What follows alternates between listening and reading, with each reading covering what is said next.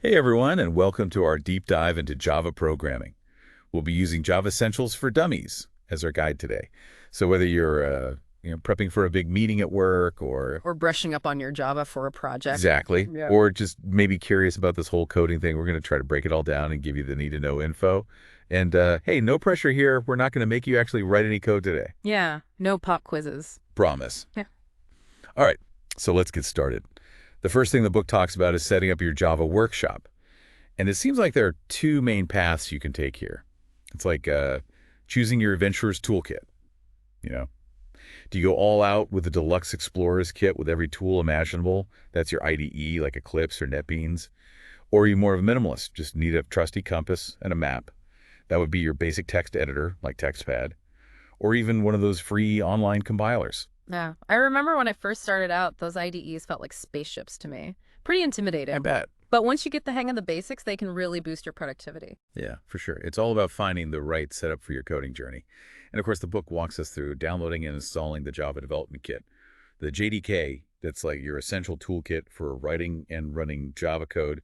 Then there's the whole Java home and path environment variables. Did you ever struggle with those? Oh, absolutely. Environment variables can be a bit tricky. It's like you're giving your computer a treasure map to find all the Java tools it needs. It's super important for making sure your system can locate and execute everything correctly. Oh, I like that, a treasure map. Okay, so we've got our workshop set up, treasure map in hand. Now let's move on to the code itself. The book starts with the classic Hello World program. Breaks it down line by line. You know, it might seem simple, but this little program actually reveals a lot about the anatomy of a Java program. We're talking classes methods, keywords like public, class, static, void, even the basic structure of statements. Yeah, it's like the very first step a baby takes. Might seem small, but it embodies the core principles of how Java works. Totally. It's like learning the alphabet before you can write a novel.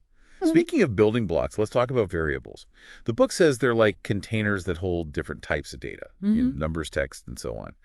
But what I'm curious about is, why do we need different data types like int, double, and string? Is it like choosing the right size box for your stuff or something? Exactly. Imagine you're packing for a trip. You wouldn't try to cram your winter coat into a tiny jewelry box, right? Definitely not. Similarly, each data type has its specific purpose and limitations. Integers, or int, are for whole numbers, doubles are for numbers with decimal points, and strings, well, those are for text. Choosing the wrong data type can lead to all sorts of errors and headaches down the line. So like a mismatched suitcase, it just won't work. Okay, so this is where things get a little more complex. The book dives into the concept of scope, talks about where a variable lives and can be accessed within a program. Can you break this down for us a little? Sure, think of scope like levels of security clearance in a top-secret facility.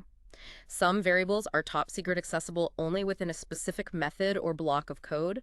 Others are more public accessible throughout the entire program. Understanding scope is crucial because it prevents conflicts and makes sure data is accessed only where it's supposed to be.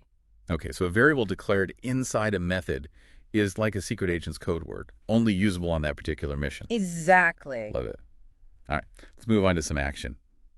Java's got this built-in arithmetic powerhouse. We're talking addition, subtraction, multiplication, division, even that cool percent symbol, the modulus, which gives you the remainder. It seems pretty straightforward, but where does the math class come in? So the math class is like having a Swiss Army knife for more complex calculations. Need to find the square root. Use math.sqrt. Want to generate a random number? There's math.random for that. Instead of writing your own complex formulas, you can leverage these pre-built tools. It's super efficient. So for things like game development, where you need random numbers all the time, the math class is your best friend. Absolutely. Imagine you're creating a dice rolling game. You could use math.random to simulate the roll of a die and generate a random number between 1 and 6. It's a great example of how seemingly abstract concepts can really bring your code to life. Very cool. Okay, so Java can crunch numbers like a champ, but can it make decisions? I mean, can Well, we program it to like think logically? that's where the magic of if statements comes in. They allow your code to branch based on conditions. It's like a choose your own adventure book for your program. I like that. So the book mentions Boolean expressions and these relational operators, like for equality, for inequality, Huh? and then SOVI for comparisons. Are these like the building blocks of those choose your own adventure decisions? Precisely. Let's say you're writing a program to figure out if someone's old enough to vote. You'd use an if statement to check if their age is greater than or equal to the voting age. The Boolean expression in this case would evaluate to either true or false, guiding the program down the correct path. Interesting. Okay, I'm starting to see how these pieces fit together. The book also mentions logical operators like kati, and t, and, in, and, and, anded, and. What do those do? Think of them like conjunctions in English, like checking if someone is both old enough to vote and D, a registered citizen. Ah, so it's like building a more intricate flowchart with multiple decision points? Exactly. And this is where things can get a little tricky. The book actually highlights a common pitfall with the double equals operator. There, you might think it's used to compare anything. But when you're dealing with objects, it's not that simple. Oh, really? There's a right and a wrong way to compare things in code. Yeah, so when you compare objects you're actually comparing their memory addresses, not their content. It's like checking if two houses are the same by comparing their street addresses, instead of looking inside to see if the furniture and layout are identical. Oh, that makes sense. To compare objects based on their content, you typically use a method called equals. Gotcha. So it's more about location while equals. Yeah. It's about content. Yeah. Okay, I'll definitely keep that in mind. Now on to something that sounds a bit more fun, loops. I'm guessing these let you repeat a block of code multiple times without having to copy and paste like crazy. You got it. Java has three main types of loops: while, do while, and the ever-popular for loop. They're essential for automating repetitive tasks. Imagine you had to write code to print every number from 1 to 100. With a loop, you can do that with just a few lines of code. Wow, that's way better than copy and pasting 100 times. So the book has some examples like counting, iterating through arrays, or even simulating real-world scenarios. It's like condensing a repetitive action into a neat little package. Exactly, and they're super efficient. So when it comes to processing data, especially large amounts of data, loops are essential. Absolutely. Loops are like miniature engines driving the repetitive actions of your program. And they work hand in hand with arrays, which we'll dive into later. Okay, awesome. Let's keep this engine running. The next topic is methods. And from what I understand, these are like reusable building blocks of functionality. Is that right? Yeah, think of them as specialized workers in a factory. Each one is responsible for a particular step in the production process. Let's say you're writing a program that needs to calculate the area of a circle. You could write that calculation directly into your code every time you need it. Or you could create a method called calculateArea that does the calculation for you. Then anytime you need to calculate the area of a circle, you just call that method. Ah, so it's all about efficiency and organization. The book breaks down the structure of a method, talks about the return type parameters and the method body. What do those terms mean in our factory worker analogy? So the return type is what the worker produces the result of their work. The parameters are the materials or instructions they need to do their job, and the method body is the actual set of actions the worker performs to complete the task. I see. So methods help us organize our code, avoid redundancy, and make it more reusable. It's all about efficiency. But even with the best organized code, things can go wrong. That's where exception handling comes in, right? Exactly. Exceptions are like unexpected detours on a road trip. They can throw your program off course if you don't handle them properly. Java provides a way to catch and handle these exceptions gracefully, so your program doesn't crash. Okay, that makes sense. So the book introduces this thing called the try-catch block. It sounds like a safety net for our code. That's a great way to put it. The try block is where you put the code that might cause an exception. If an exception does occur, the catch block steps in to handle it.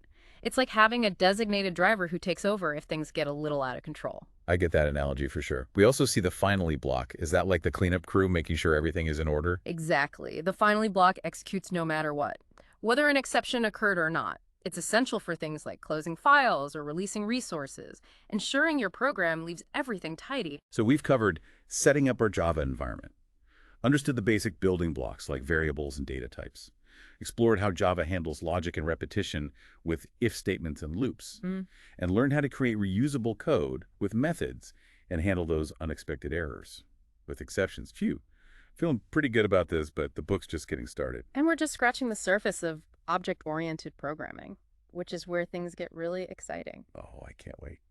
All right, we'll be back with part 2 of our Java deep dive, where we'll explore the power of objects and how they can transform the way we code. Stay tuned. Welcome back to our Java deep dive. Last time we laid down a good foundation, exploring variables, data types, loops, even those tricky exceptions. Now it's time to level up our Java game and enter the world of object-oriented programming, or as the cool kids call it, OOP.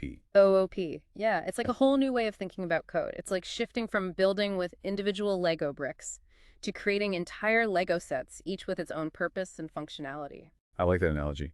So the book starts with inheritance, which seems to be like a core concept in OOP. Yeah. Can you explain what inheritance is all about and why it's so important? Sure. Imagine you're designing a video game. You could have a base character class with basic properties, like health strength and the ability to move. Then instead of recreating these properties for every single type of character, you can create subclasses like warrior, mage, and rogue. These subclasses inherit all the basic properties of the character class, saving you a ton of time and code. So inheritance is about efficiency and organization. It's like a family tree where each generation inherits traits from the previous one. But with code, we're talking about characteristics and behaviors, right? See, exactly. And subclasses aren't limited to just inheriting traits. They can also have unique abilities and characteristics that set them apart. For example, your warrior subclass might have a special attack method that the base character class doesn't have. Okay, that makes sense. So if a subclass is like a specialized version of a parent class, does that mean it can also like modify or override those inherited traits? Absolutely. That's one of the powerful things about inheritance. Let's say your base character class has a move method that makes the character walk. Your rogue subclass could override this method to make the rogue sneak instead. Ah, I see. It's like taking a family recipe and adding your own twist to it. Okay. Okay, but what about those key words, this and super, that the book keeps mentioning? What role do they play in inheritance? So this is used to refer to the current object itself. It's like saying, hey, I'm the object here, and this is my health value, not the parent class's. So it's a way to distinguish between the subclass's own attributes and the inherited ones. Precisely, and super is like reaching out to your parent class. It lets the subclass access members of its superclass, even if those members have been overridden. It's just like saying, hey, Mom, can I borrow your recipe for apple pie? Even though I'm making my own version with a pecan crumble topping. You got it. It allows for flexibility and lets subclasses leverage the power of their parent class, while still adding their own unique spin. Okay, inheritance is starting to click. Now let's move on to arrays. The book describes them as organized containers for your data. Can you give us a real-world example of how arrays are used in Java programming? Sure. Imagine you're building a program to manage student grades. You could use an array to store a list of all the students' names, another array to store their test scores, and so on. Arrays allow you to group related pieces of information together in a structured way. So instead of having separate variables for each student's name and score, we can use arrays to keep things organized. But how do we access individual elements within an array? So each element in an array has an index, a number that identifies its position. And here's where it gets a little interesting. Indexes in Java start at 0, not 1. Wait, really? So the first element in an array has an index of 0, the second has an index of 1, and so that's a bit counterintuitive, isn't it? It can be at first, but once you get used to it, it makes a lot of sense. Think of it like floors in a building. In some countries, the ground floor is considered floor 0, the next floor is floor 1, and so on. Okay, yeah, I see the logic there. The book shows how to create arrays, declare their size, and even initialize them with values.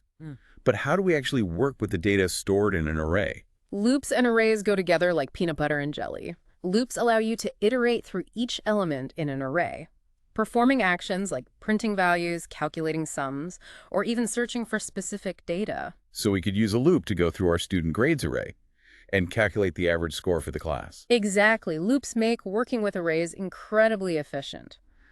And speaking of efficiency, let's talk about multi-dimensional arrays. These are arrays that hold other arrays, creating a grid-like structure. Okay, the book gives the example of a two-dimensional array representing a chessboard. Each cell on the chessboard would be an element in the array. And you could access each cell using two indexes, one for the row and one for the column. Right. Two-dimensional arrays are perfect for representing data. That has a natural row and column structure, like spreadsheets, game boards, or even images. It's like adding another layer of organization to our data. So we've covered a lot of ground here with inheritance and arrays, but I know there's still more to explore in the world of OP. Yeah, let's keep going. All right, let's do it. And we're back for the final part of our Java deep dive. We've come a long way, from setting up that coding environment to wrangling objects like a pro. Now it's time to add some extra tools and techniques to really make our Java code shine. Yeah, think of it as adding some finishing touches to your Java masterpiece. Okay, I like that analogy. So what are we adding today? Well, let's start with formatting numbers. That's something that comes up all the time in programming, especially when you're dealing with things like financial data or presenting results to users in a nice, readable way. Java has this handy class called number format that gives you fine-grained control over how those numbers are displayed. The book gives some examples of like formatting numbers as currency Right. or percentages or even just regular numbers with a specific number of decimal places. It seems like the number format class really takes the guesswork out of making those numbers look good. Exactly. It's like having a personal stylist for your numbers. You can dress them up with commas, currency symbols, percentage signs, or even control the number of decimal places displayed. Instead of writing complex code to manipulate strings, you can leverage this built-in functionality to present your numerical data in a professional and user-friendly way. Speaking of user-friendly, let's talk about getting input from users. It seems like any interactive program needs a way to read what the user types in. How does Java handle that? So Java provides a class called Scanner, which acts like a universal translator for user input. You can use it to read different types of data from various sources, like the console files or even network streams. Oh, wow, that's pretty versatile. Yeah. The book walks us through creating a scanner object Hmm. and using its methods to read things like integers, decimals, and strings. But I'm curious what happens if a user enters something unexpected? Like what if the program is expecting a number, but the user types in their name? That's a great question, and that's where robust input validation comes in. You need to anticipate those potential issues and use appropriate error handling techniques to prevent your program from crashing or behaving unexpectedly. It's like having a safety net to catch any unexpected inputs. Yeah, the book emphasizes the importance of thinking ahead and handling those situations gracefully, like having a plan B in case things go wrong. Exactly. Now, before we wrap up our Java deep dive, I think it's important to highlight the versatility of this language. Java's extensive libraries and frameworks let you create applications for a wide range of platforms and purposes, from mobile apps and web applications to enterprise systems and even scientific simulations. It's amazing how one language can have such a broad reach. And, we've seen how Java's object-oriented nature really promotes code reuse, modularity, and maintainability. It's like having a well-organized toolbox filled with reusable components that you can assemble to create complex and sophisticated applications. And the beauty of it is Java's constantly evolving, with new features and frameworks emerging all the time. It's a dynamic and exciting language to work with, offering endless possibilities for creative problem solving and innovation. Well, this deep dive has definitely been an eye-opener for me. We've covered the basics of syntax and data types, delved into the world of object-oriented programming and exception handling, and even explored those extra tools for formatting numbers and reading user input. It's been quite a journey, and I hope it's given you a solid foundation in Java Essentials and inspired you to continue exploring this remarkable language. I'm definitely feeling inspired. So to all our listeners out there, what are you waiting for? Fire up your IDE or open your favorite text editor and start coding your next Java masterpiece. And remember, the journey of learning never truly ends. Embrace the challenges, celebrate the victories, and never stop exploring the fascinating world of Java programming. Until next time, happy coding.